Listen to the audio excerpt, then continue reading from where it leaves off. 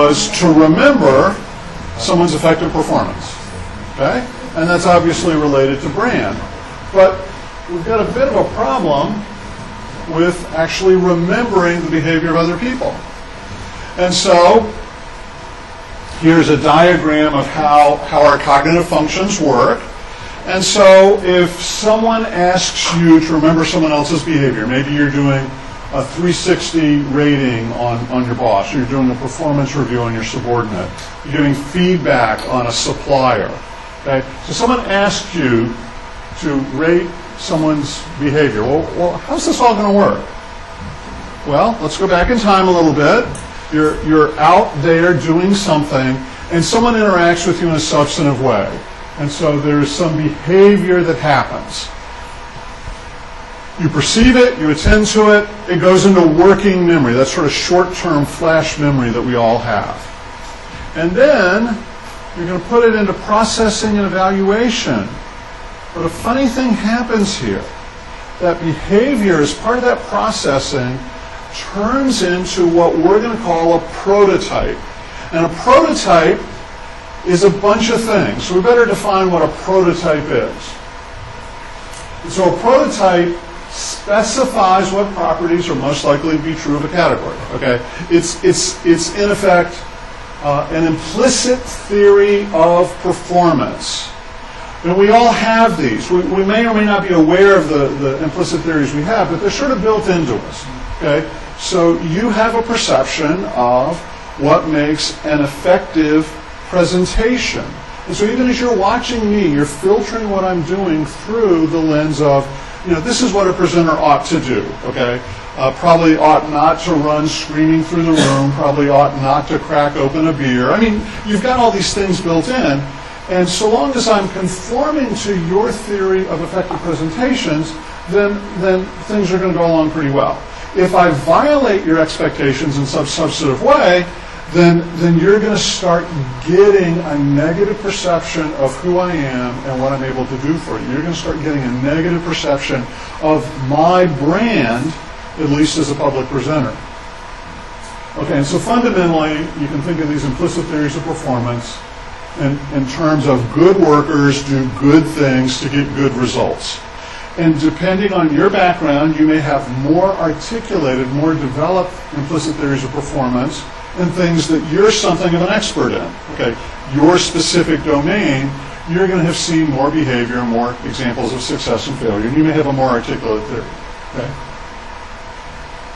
Implicit theories of leadership have been studied quite extensively.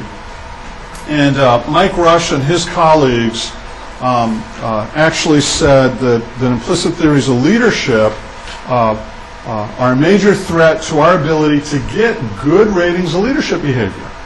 He said, they concluded that performance cues drive subscale ratings. And what they did is in a later study, they actually had a videotape of leaders acting in substantively different ways. I mean, dramatically different leadership behavior in a small group setting. And you would expect when you hand people a questionnaire saying, did the leader engage in structuring behavior? Did they engage in consideration? Did they do other things? You'd expect the behavior on the videotape to actually drive those ratings. But they put one little twist on the study. They said, this team, out of the 7 teams performing this task, this team was the second best team. Or, they said, of the 7 teams performing this task, this team was the second worst team. Okay, that's all they said. They didn't give any details on what was good and bad and how things worked and all that. The actual behavior, what was visible on the videotape, drove 29% of the ratings variance. The bogus performance cue, that one little sentence, drove 23% of the rating variance. In other words, people said, oh, the group performed well, therefore the leader must have engaged in effective behaviors. They filtered that through their implicit theory of leadership. Remember, good behavior, Good people do good behavior leads to good results. And they were able to conclude, apparently quite confidently, the leader must have engaged in what I define as good leadership behavior. And that drove a substantial amount of the statistical variation in the ratings of leader behavior. Okay? So now we're back to our little diagram here. So when the prototype shows up, people are taking what they're observing in real time and they're filtering it through their theory of what's effective and what's ineffective. And part of that theory is this a good person I'm interacting with? And they may have some memory already. They may have a brand impression of the individual they're interacting with. That is what appears to be stored most powerfully in long-term memory. Now, understand there's a balance here. There's a gradation. I'm not saying specific acts of memory are never stored in long-term behavior, but the research seems to indicate we keep impressions more than we keep specific, sort of video log of what you specifically did in the last 5 minutes. It's more that I have a general impression of you. Okay, so now, it's time to actually remember the behavior. So we're back to the task that we had a few minutes ago. Someone gives you a questionnaire, asks you to rate an individual's behavior, and what happens? The questionnaire asks for behavior. You pay attention to the question. It goes into working memory, goes to the processing and evaluation side of your brain, which goes back as prototype behavior, sort of a hybrid. And you pull out of long-term memory the prototype. The interesting thing is, as we're doing this, we can have a fairly confident level of rating of the behavior of the other person. If our prototypes are moderately accurate, then the fact that we stored the impression that Alan Slade is or is not a good presenter, and if we actually have some experience with presentations, receiving them, giving them, we actually could give a fairly accurate rating, but it's based on a memory of an assessment, not the specific behavior we saw. Most of the time, not all the time. Once again, I don't want to be too extreme. Okay. So Nathan and Laura conclude, in terms of performance ratings, an already existing prototype serves as the basis for subsequent behavioral ratings rather than the originally observed behaviors. And as we're doing this, we don't even notice it. We're fairly confident we're speaking about a behavior that we actually recall, as opposed to, oh, I'm remembering an impression. Okay. So, in terms of thinking about behaviors, just a minute ago I asked you in your buzz group to write down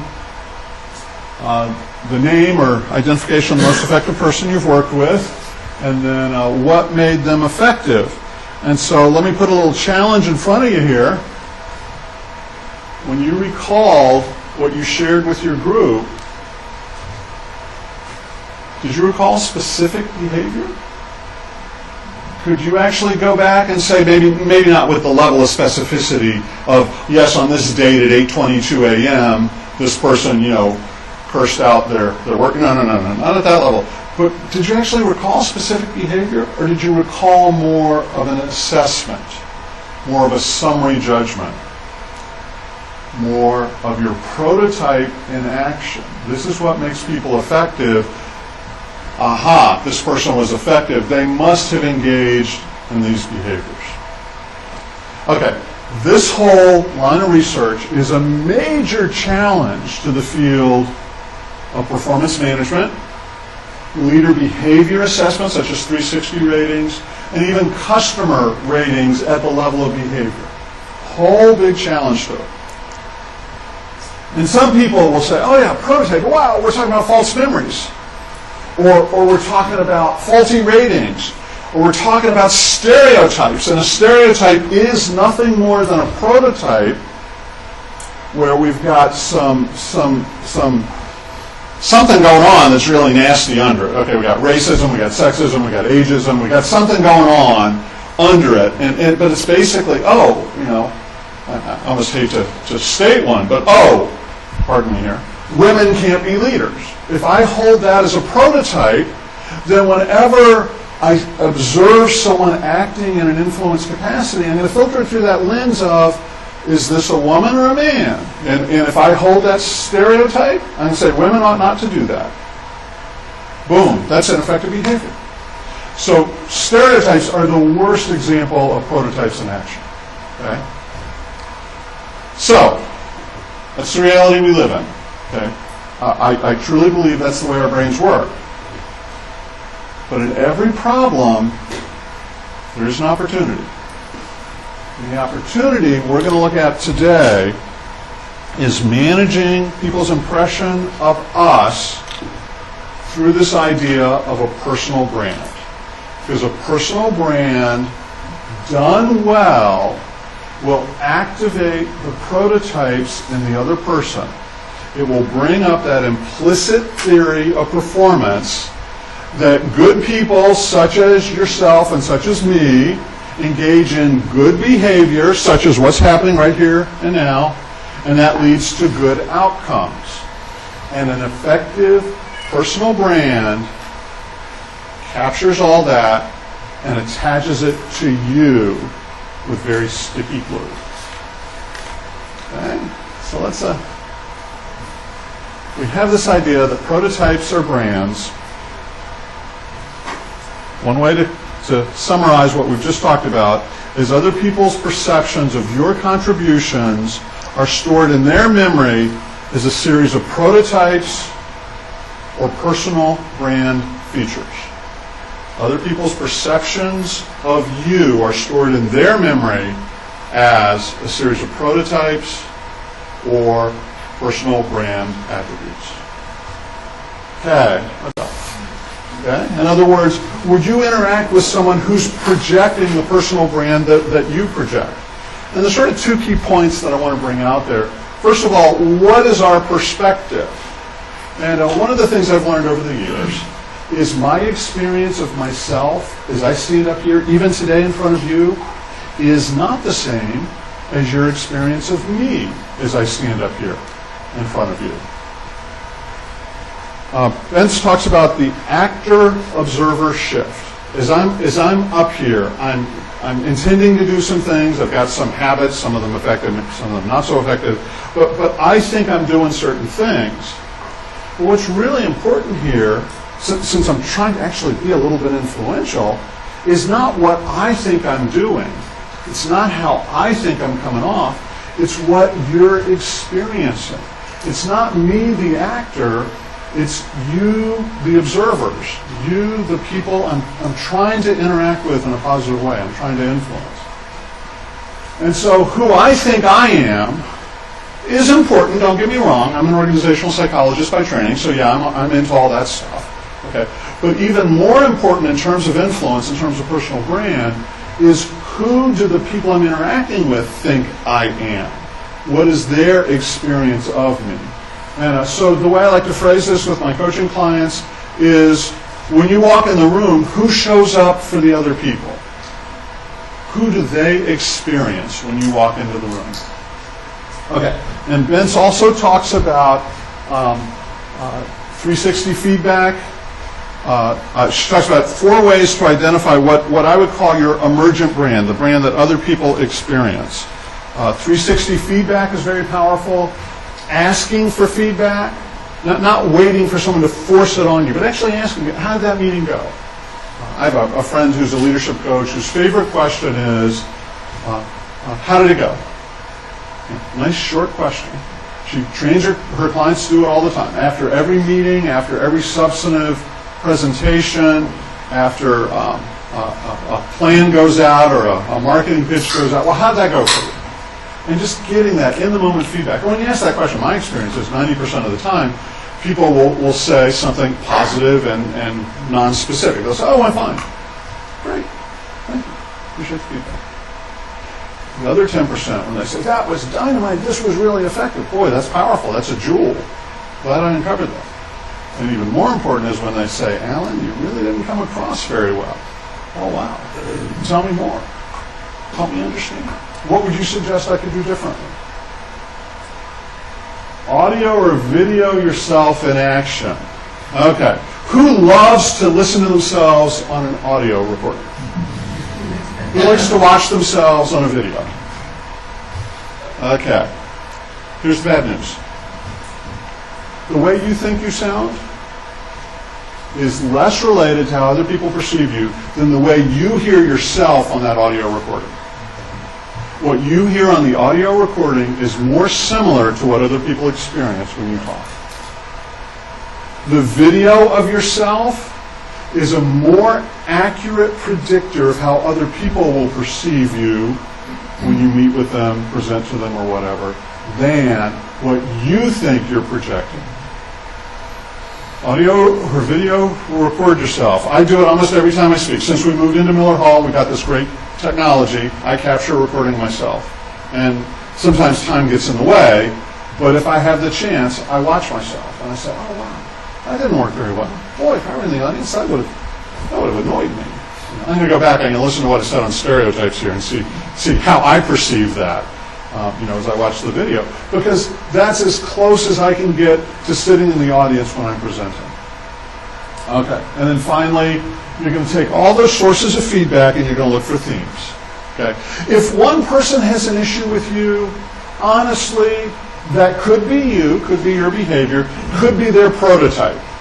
Okay, could be their filter. And when you start to see a pattern, you start to see multiple people who give you similar feedback, then that's something you want to pay attention to.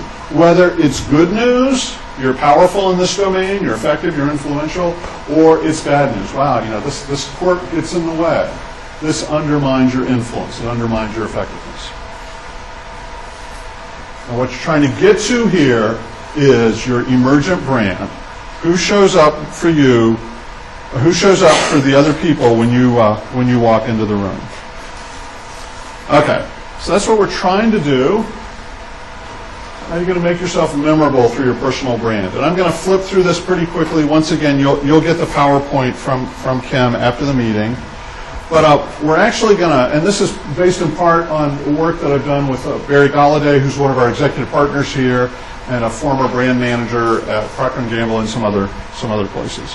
But whether we're talking personal brand or product brand, the first issue is brand positioning. Do you have compelling differentiation? Are you better than the competition at what you're attempting to do? If not, with a product brand, you compete on price. Okay? So whatever your favorite department store is, high-end department store, Hudson's or whoever it is you like, okay? Versus Walmart, okay? If you go to the expensive department store, you expect a level of selection and service and quality of the merchandise. You go to Walmart, why do you go to Walmart? Low price, okay? So, flip that around to the labor market, okay? You can be one of the best people in the world at what you do, or you can compete on price. How do you compete on price? You get low pay, limited opportunities, you get stuck in dead-end jobs, you're the first person laid off, the last person hired. Okay? You're competing on price. So there are 100 people waiting outside my door who can take your job. Okay? That is the Walmart approach to brand differentiation. Doesn't really work, does it? Not over the long term. Okay? What you want to do is you want to be at the high end. You want to be differentiated. One of the interesting things about differentiated brands is people will have preferences. When I worked at Ford Motor Company, I talked to the people in our marketing research office, and at that time Ford still owned Jaguar, Aston Martin, Land Rover, and a bunch of other brands that have spun off a bunch of them. But the marketing research people had done some work on Jaguar's brand identity. And one of the things they had discovered is, unlike Ford, where people will switch from Ford to Chevy for $100, with similar products, so, oh yeah, Chevy's $100 cheaper. They'll go buy the Chevy. That doesn't happen with Jaguar.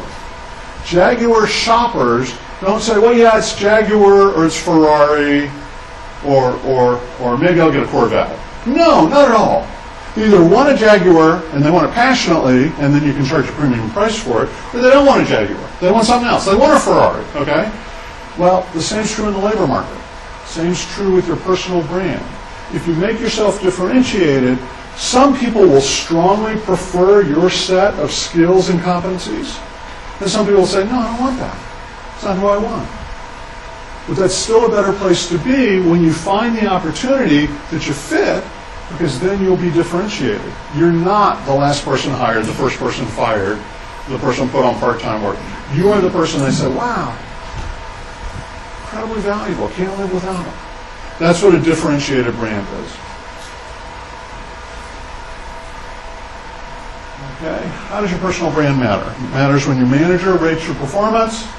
It matters when you're influencing your teams, your customers, your suppliers, the people you work with, the people who work with and for you. Matters very much in career advancement. One of my friends in HR at Ford used to say, your boss determines your performance rating. Your boss's boss determines where you go next in your career. Okay, so the other people who maybe you don't touch on a daily basis, they're going to have an impression of your brand. And if you're differentiated, if you're compelling, if you're distinctive, if you stand out, then that's going to open the door for career advancement. And then career change. Your resume is nothing more than an artifact reflecting your personal brand. It is in effect an ad for you and your personal brand. Your interviews are a sample of your behavior. And if you can have that sticky, positive personal brand, it sticks with the interviewer. So they interviewed 8 people today, and they go home and they're talking to their husband, and they say, oh yeah, that Alan Slade guy, you wouldn't believe the story he told. Oh, it was powerful. We got to hire him. That's who you want to be. You don't want to be one of the other 7 that's like, yes, I'm a good performer. I will work hard for you. No, they've heard that time and time again. They want the person who's got that sticky personal brand. Okay, so there's some parallels between personal and product brands. What's your value proposition? If you're going to be differentiated, you need to know your target of influence. Okay? Walmart, it's whoever wants to buy it at the best price. Okay, they don't need to get really sophisticated about that. Okay, there are a lot of people out there who want to buy stuff at a low price. But if you're going to be Jaguar, you're going to be Hudson's, you're going to be at the top end of the market, you need to know who you're pitching yourself to, who you want your brand to stick to. And there can be rational or emotional needs. Once again, we're going to see about this. Okay, your core benefit.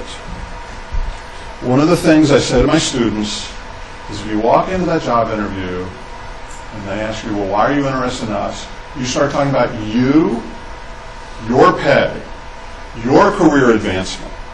You want the prestige of, whatever. Okay, you're done. Okay, that's not going to work. Not in the labor market we're in now. Okay, you have to have that sense of, I'm here to help you. I'm here to find that hot button issue that keeps you awake at night as a manager. I'm going to tell you how I'm going to help you sleep better. How I'm going to make a difference for you. I'm going to make your life better individually. I'm going to make the organization better. You have to have that laser focus on what they're concerned about, and you have to match what you offer, your personal brand, to their needs. Okay. And then you got to have some reason to believe here, okay? You can't just make up stuff, okay? You can't project yourself as Donald Trump unless you have multi-billions in real estate, and you've gone bankrupt a couple times, and TV show. I mean, you got to have the reality behind it, or else it's going to fall apart very quickly. Hopefully, before they hire you, worse yet, they hire you, and then they find out you can't really deliver. So you need to have some evidence to provide to support your brand. Okay, so how are you going to actually do this? And that's where I want to spend the bulk of the rest of our time together. How are you going to actually make yourself memorable through your personal brand? And so I've been actually, I have a website that I've had out there for, I think 8 years now. And it looks sort of old and decrepit. It looks like 90s technology because that's where I was in 2004. So I've been in the process of revising that and actually use what you're going to start today. Actually filled out the form that's in your packet. It might be useful to go ahead and pull that form out, the personal brand worksheet.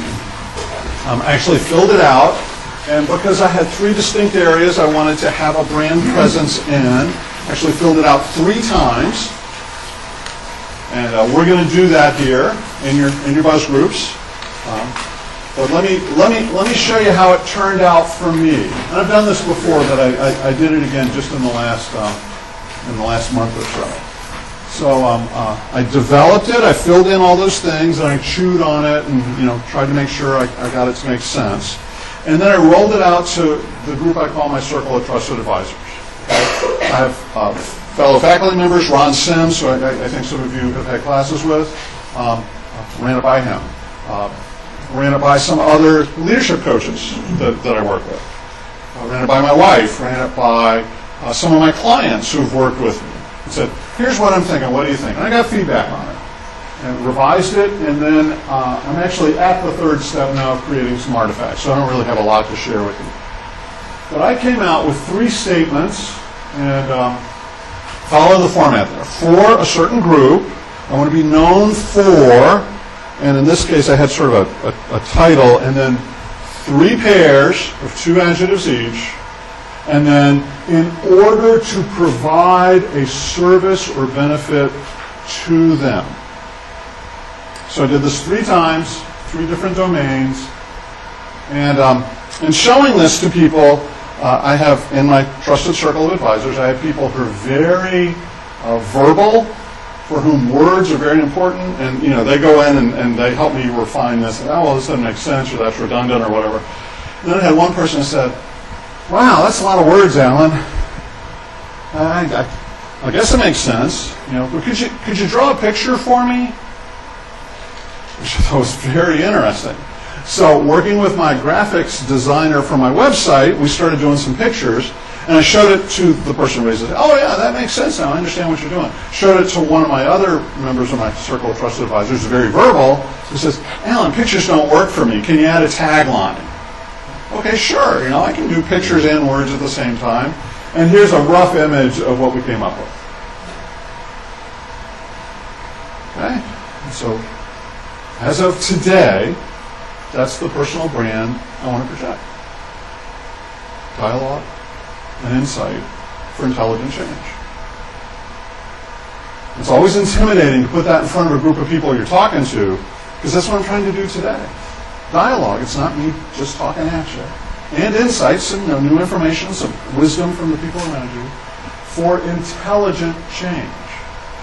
This could be the spark that leads to a slightly different path for you at your current organization or in your career. That's what I'm trying to do here. Wow. Put that out there. It's like bearing your soul.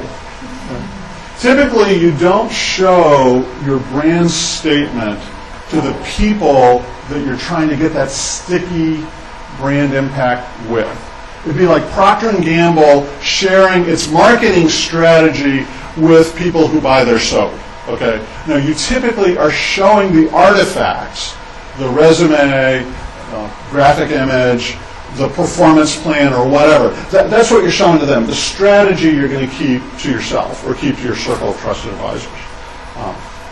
But today I decided I really had to do that. I was talking with Kim, and I'll just keep it as a backup, and decided, no, I'll go ahead and do that. Okay, so how's this going to work for you? If you would, you're going to work on this on your own, and then you're going to share it with your group and get their immediate feedback. But if you would, you're going to pick a target person or group for whom you want to be influential with. Then you're going to come up with 6 traits in 3 pairs.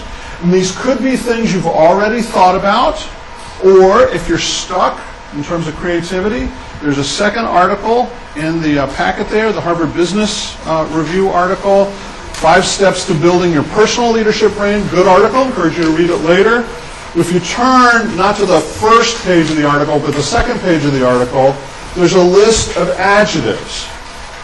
It's actually Ulrich's process that we're using here, this process of developing what he calls personal leadership brand, but we're going to use it somewhat more broadly. So if you're running dry, your creativity is not quite up to coming up with 3 pairs of adjectives, then you can pick some off this list. Okay, well, what is it you want to be known for? And then, in order to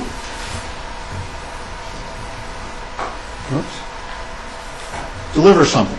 So, for this group of person, I want to be known for 3 pairs of adjectives in order to deliver whatever it is you think is the hot button issue for them. It's what you do for your influence target. You here. We've been talking primarily about what I call brand promise. That is, what it is you're offering. What is your lever of influence? If you work with me as a client, if you hire me as an employee, if we become business partners, whatever, this is what I'm promising to you. Brand promise, very important. Without an effective brand promise, you aren't influential. You don't get the opportunity. The coach doesn't put you in the game. Okay? But that's only half the game. Okay?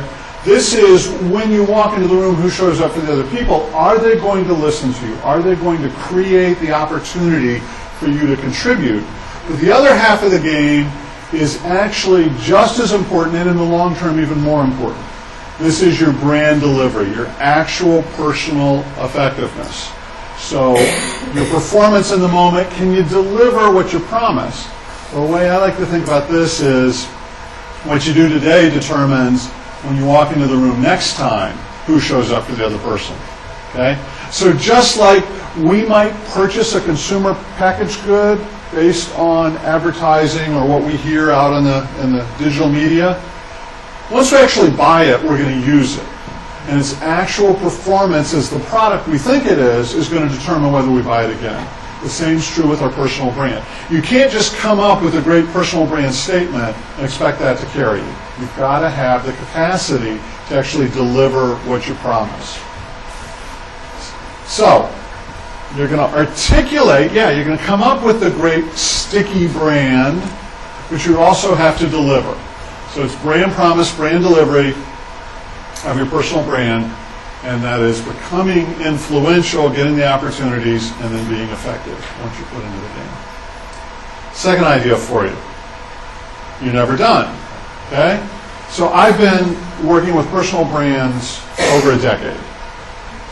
And the brand I showed up on the PowerPoint there was revised as of May 30th, 2012. Okay? So I'm not done. I know I won't be done. It's a continual process. What is it I'm delivering for this group? What are the characteristics that I want to put on display so that I can make things better for them? Continual process. Third point, I mentioned this in passing when I was talking about my personal brand. It's absolutely vital that you have a circle of trusted advisors. That you have people you can bounce ideas, not just your personal brand, but including your personal brand, ideas off of. People who you trust their advice, you turn to them for wisdom, you can reasonably expect them to be objective, okay? And so, your family ought to be a source of that. Potentially work colleagues, so you got to look for conflicts of interest. If they're competing with you, then they may or may not give you a totally accurate perspective. So you want some other people outside of your work environment. It could be professionals you work with, could be spiritual advisors, pastors, rabbis, whoever. It could be colleagues, and a great source, potentially, are alumni from William & Mary. Maybe it's your old college roommate. Maybe it's someone who you've worked with over the years. But you want to keep those relationships alive, so you can say, "Oh yeah, remember, back in '83 when we did the." Oh yeah, well, here's where I'm at now. What's your perspective? Can I pull this off? Is this the brand I can deliver? How do I actually show up? And so with those ideas, this is not the end of a conversation. This is the beginning. I look forward to hanging out with you at lunchtime. If you have reactions, you have comments, you have questions, please feel free to get hold of me. Kim will send out some stuff just to keep your thoughts going on this. But, enjoy being with you this morning. Thank you very much.